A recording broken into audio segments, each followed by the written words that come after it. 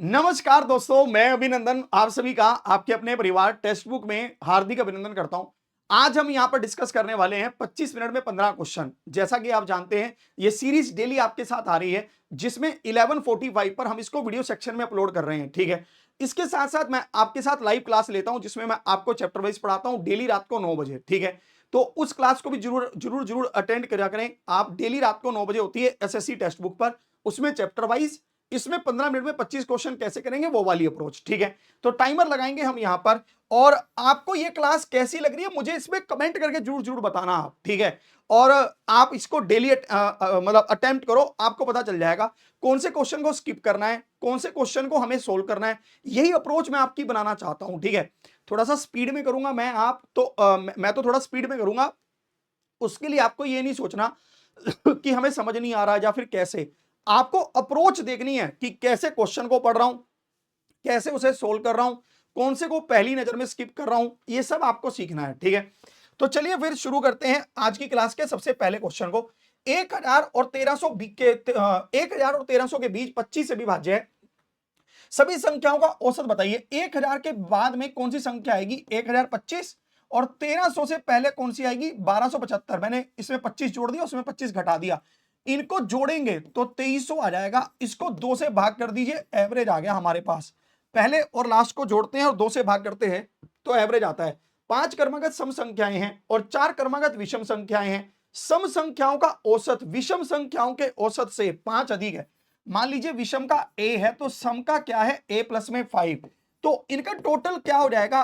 5 गुना में a plus 5 और 4 गुना में a। ठीक है, और इनका जो डिफरेंस है वो हमारे पास क्या है? 30। ये लिख रखा है यदि सम संख्याओं का योग विषम संख्याओं के योग से 30 अधिक है। ठीक है, तो ये हो गया 5a प्लस में 25 माइनस 4a बराबर 30। तो a की वैल्यू क्या आ गई? 5 आ गई। और ए हमने क्या माना था? ओड नंबर्स का एवरेज ही माना था, तो ऑप्शन हो जाएगा सी। चलिए आगे बढ़िए।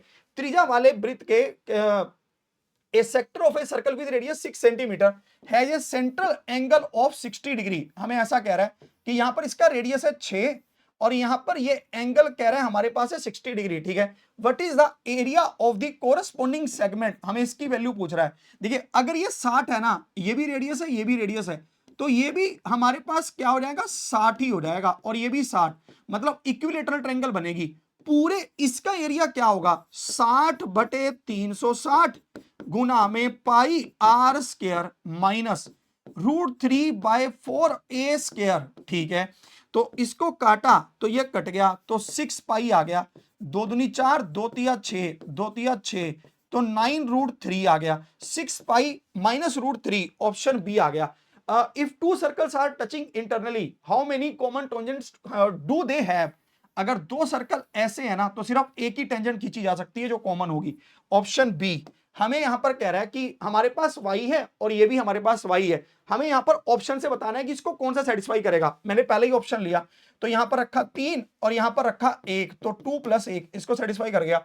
फिर मैंने वहां पर रखा 3 और यहां पर रखा 1, तो इसको भी सेटिस्फाई कर गया। तो ऑप्शन ए ही हो गया। हमें कह रहा है कि if the perimeter of the regular octagon is 80 centimetre, what is the side of the length? Octagon में 8 साइडें होती हैं। अगर पेरीमीटर 80 है तो इसको काटेंगे तो 10 आ जाएगा। तो ऑप्शन ए ही हो गया।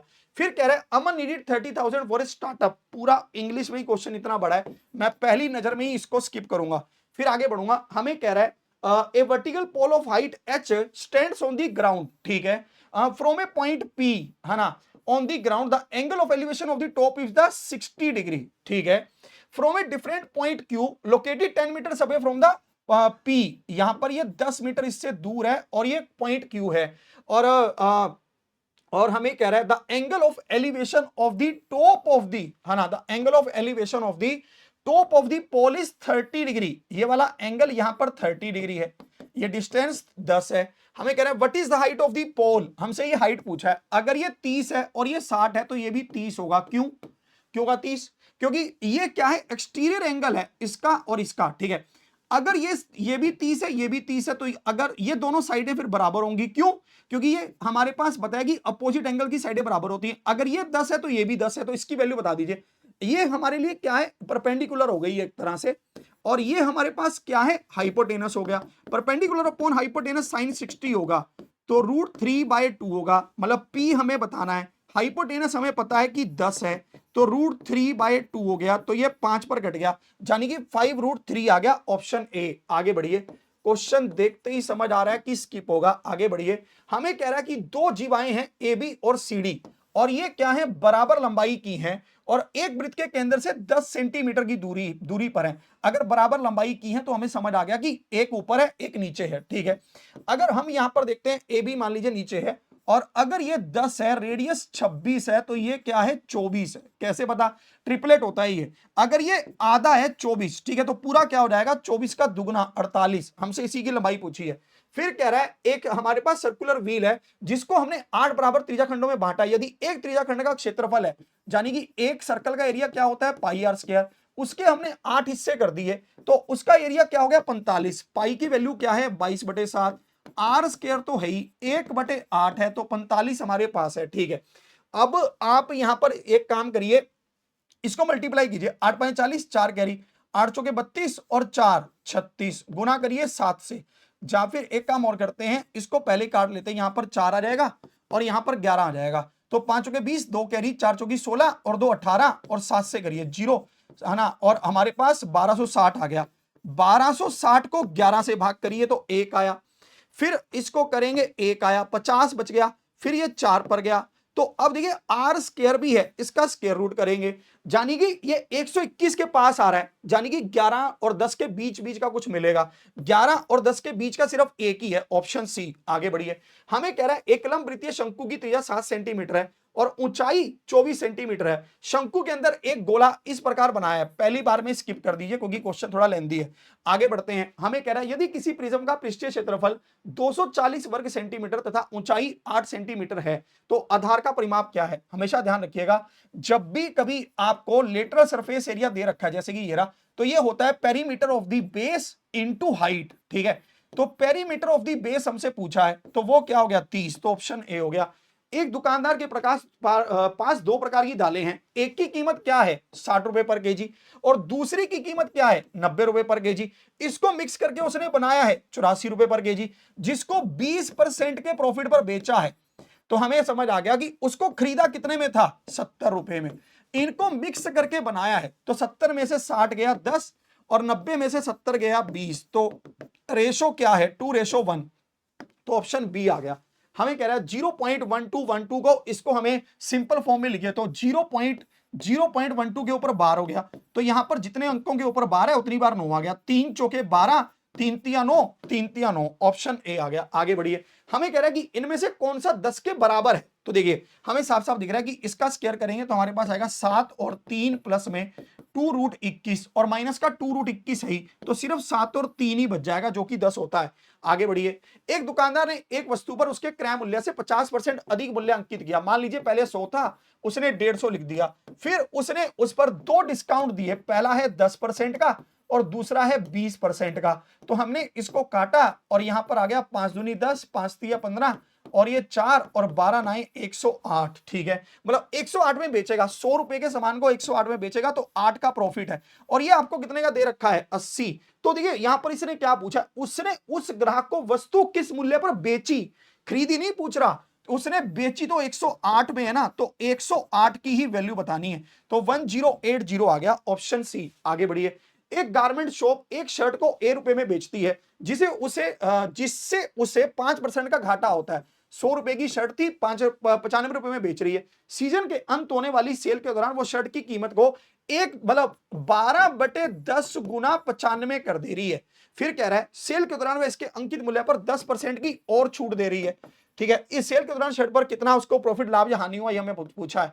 तो हमने इसको काटा और हमने इसको कहा कि ये 19 हो जाएगा और ये 2 हो जाएगा और ये 6 हो जाएगा, ठीक है।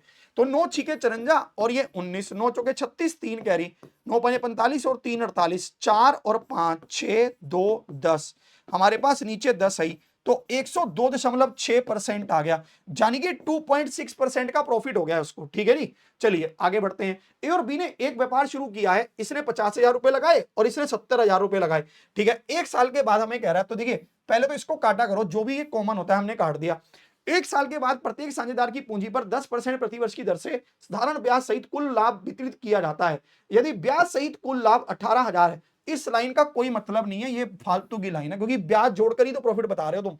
तो 5 और 7 का रेशो हो गया, प्रॉफिट कितना है 18,000, ए का हिस्सा बताना है तो 5/12, 6 दूनी 12, 6 तिया 18, इसको काटोगे 1500, 15 पाने 75, तो ऑप्शन बी आ गया। चलिए फिर आगे बढ़ते हैं। ए और बी का आपको रेशो दे रखा है और ये पूछा है, सीधी वैल्यू पुट करिए। 5 6 30 और 3 दूनी 6, 5 6 30, 3 दूनी 6, तो 36/24 हो गया। 6 पर काट नहीं, 6 पर ही काटिए, चिकम चिकम 36, 4 6 24, 12 पर ही काट लेते तो 3 और 2 आ गया, यानी कि ऑप्शन ए आ गया। आगे बढ़ते हैं। हमें कह रहा है कि इसको इवेल्युएट करिए। देखिए अगर आप 80% को खोलेंगे, नीचे 100 रखेंगे, 0 से 0 कटेगा, 8 से गुना करिए।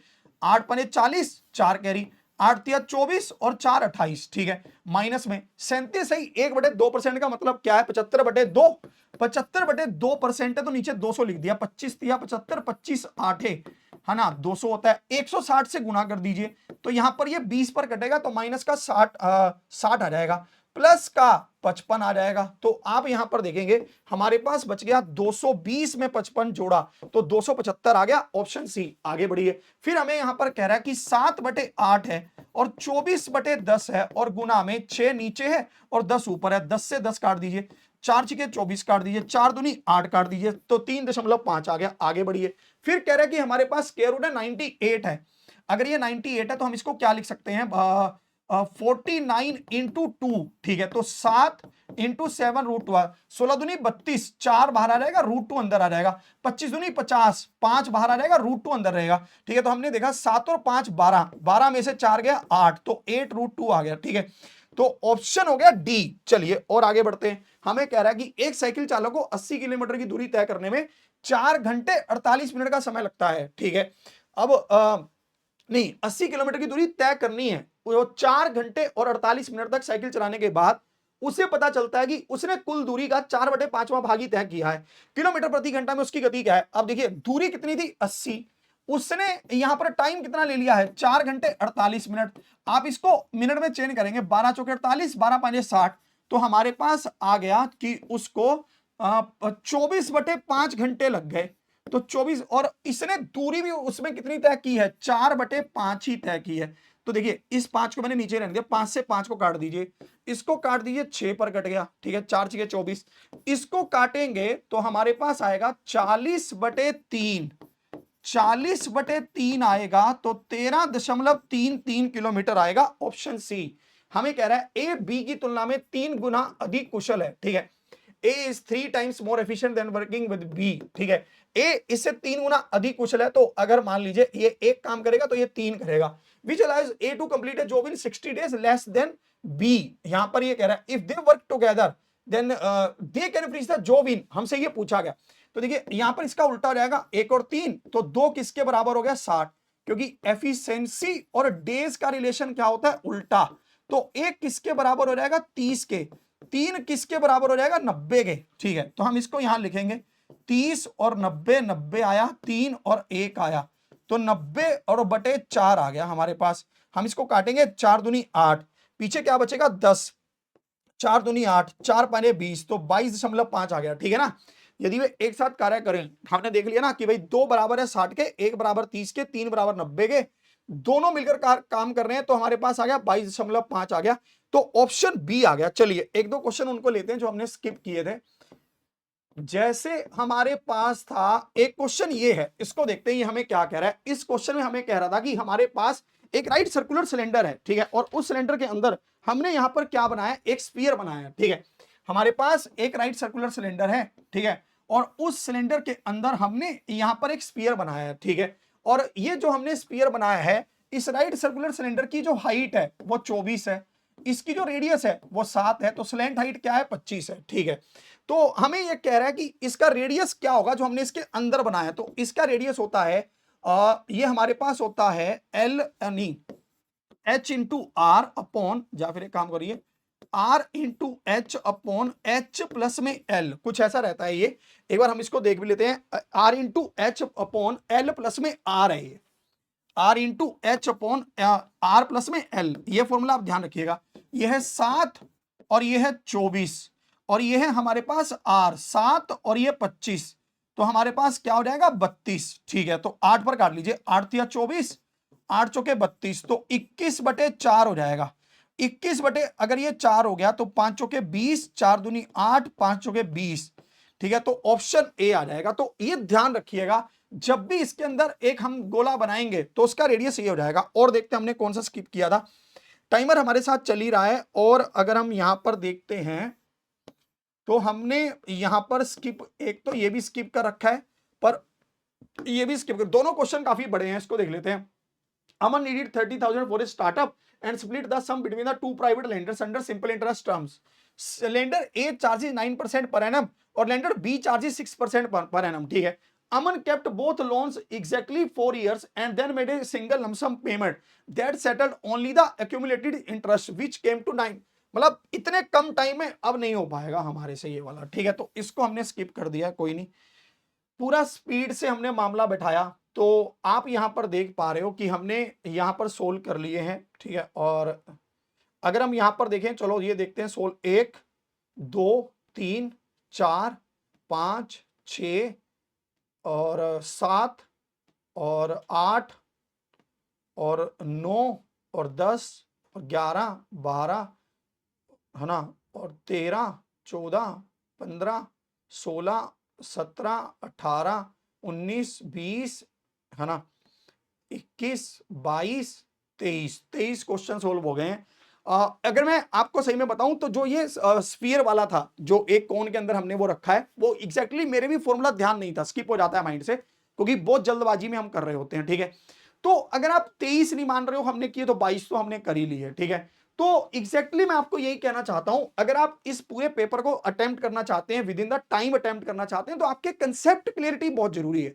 अगर आपको पता ही नहीं है क्वेश्चन कैसे होगा, तो आप उसको कर ही नहीं पाएंगे। ठीक है, तो इसलिए कंसेप्ट क्लियरिटी के लिए एक तो रात को 9 बजे जरूर जुड़ो हमारे साथ एसएससी टेक्स्ट बुक पर ही। दूसरा, हम आपके लिए लेकर आए हुए हैं शिखर 2.0 बैच, जिसमें हम आपको पूरा सिलेबस करवाते हैं प्रॉपर तरीके के साथ। मैथ्स भी, रीजनिंग भी, जीके जीएस इंग्लिश, सब कुछ आपको ए टू जेड बेसिक से लेकर एडवांस लेवल तक हम कंप्लीट करवा रहे हैं। इससे जुड़ने के लिए आपके पास कूपन कोड है AVS, ध्यान से इसको लगाइएगा। AVS कूपन कोड के माध्यम से आप हमारे साथ इससे जुड़ जाएंगे, है ना, ये आपको डिस्काउंट दिलवा देगा, और एक बेहतरीन डिस्काउंट के साथ आप इस बैच से जुड़ जाएंगे। ठीक है, तो डेली इस क्लास को जरूर लीजिए। अगर आपको ये सेशन पसंद आ रहा है तो लाइक कीजिए, मुझे ऑफलाइन कमेंट करके जरूर बताइएगा कि आपको कैसा लग रहा है, आपका क्या व्यू है इस सेशन को लेकर, आप क्या सोच रहे हैं, कोई कमी लग रही है, कुछ अच्छा लग रहा है, जो भी है आप उसके बारे में बताइएगा जरूर। और डेली इसको लीजिए ताकि आपकी स्पीड बन पाए, आप अच्छे तरीके से परफॉर्म कर पाएं, आपका एग्जाम बेहतर हो। मेहनत हमसे और सफलता लेकर हमसे मिलने भी आइए। इसी के साथ लाइक शेयर जरूर कीजिएगा, चैनल को सब्सक्राइब कर लीजिएगा। जय हिंद, जय भारत।